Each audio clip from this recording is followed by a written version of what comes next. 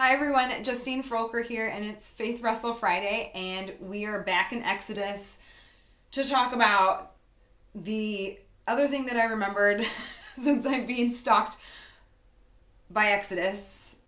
Am I Pharaoh? Am I saying that right? Pharaoh? Am I Pharaoh? Am I Pharaoh?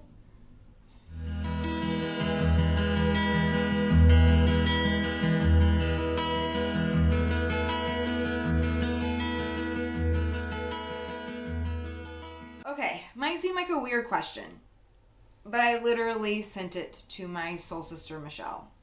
I really had a rough week. The enemy was strong, and so frustrated with myself, with like the doubt and that I was feeling and frustration. And of course, since I'm reading Exodus twice a day, the exact same chapters, I literally texted Michelle and I was like, am I Pharaoh? What I got stuck on is, so we're in Exodus. It kind of starts, I think it starts, I just tried to look it all up, but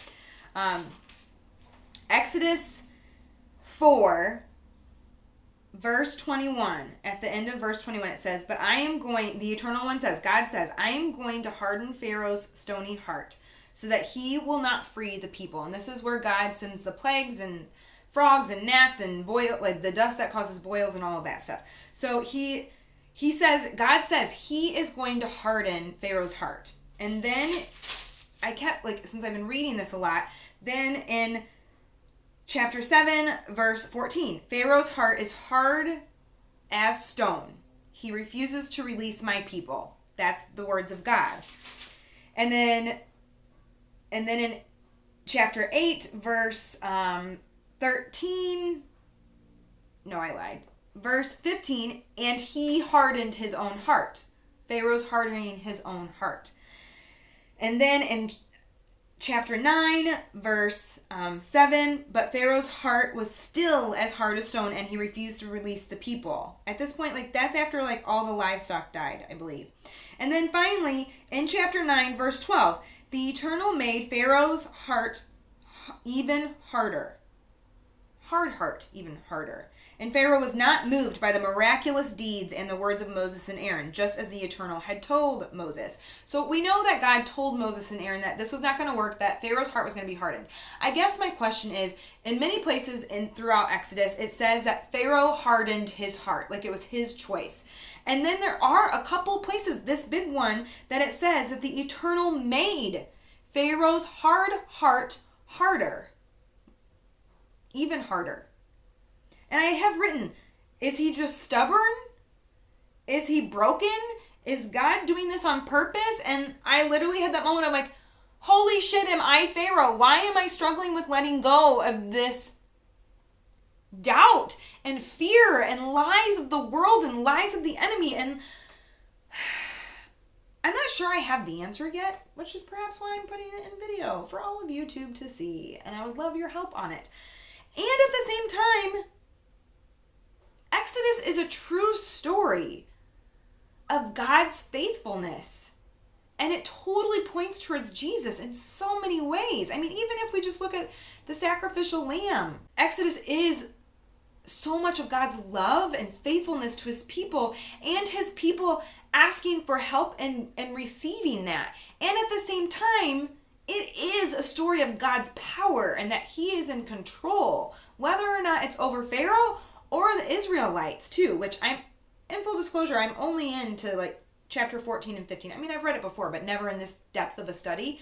So like, I don't know. I let, like, no one wants to be Pharaoh. Shit. And yet, aren't we all?